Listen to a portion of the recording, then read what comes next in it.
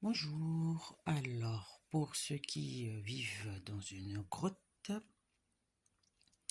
sachez que la semaine prochaine, le Premier ministre François Bayrou va engager la responsabilité de son gouvernement en sollicitant le vote de confiance de l'Assemblée nationale. C'est une procédure qui est prévue par la Constitution, notamment dans son article 20 et tous les alinéas, donc qui commencent par stipuler que le gouvernement détermine et conduit la politique de la nation, etc., etc., que le Premier ministre peut engager la responsabilité de son gouvernement en sollicitant un vote de confiance de la majorité. Donc la Constitution, l'article 20, fixe les conditions dans lesquelles, si le vote de confiance est accordé, le gouvernement reste en place, le pourcentage de députés qui doivent voter cette confiance.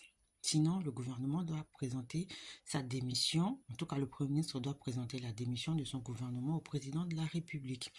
Actuellement, il y a 577 députés à l'Assemblée nationale. Donc, on en parlera plus tard. Mais dans tous les cas, ce que je veux annoncer, c'est que le Premier ministre a mis sur la table hier une réforme de l'aide médicale d'État. D'accord? Donc ça, c'est la volonté de l'extrême droite depuis toujours de purement et simplement supprimer cette aide qui est destinée à offrir des soins, en tout cas de premier niveau, aux personnes qui sont en France étrangères et qui ne sont pas en règle au regard du droit au séjour, d'accord? Donc ça inclut des soins dentaires, ophtalmologiques, etc. Et donc le Premier ministre a proposé de réformer cette aide clairement pour plaire à l'extrême droite et donc sauver sa tête parce que c'est quasiment acquis qu'il n'aura pas la confiance de l'Assemblée nationale le lundi prochain.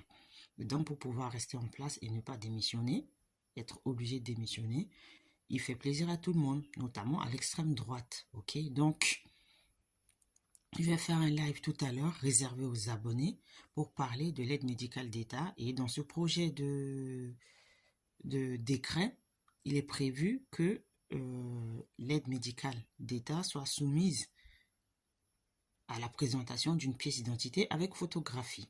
Donc, vous savez très bien qu'en France, les pièces d'identité qui comprennent des photographies sont la carte nationale d'identité, le passeport, ou même pour les personnes étrangères, c'est principalement le passeport qui contient une photographie, que ce soit le permis de conduire pour les nationaux ou la carte vitale, etc. Ce sont les principaux documents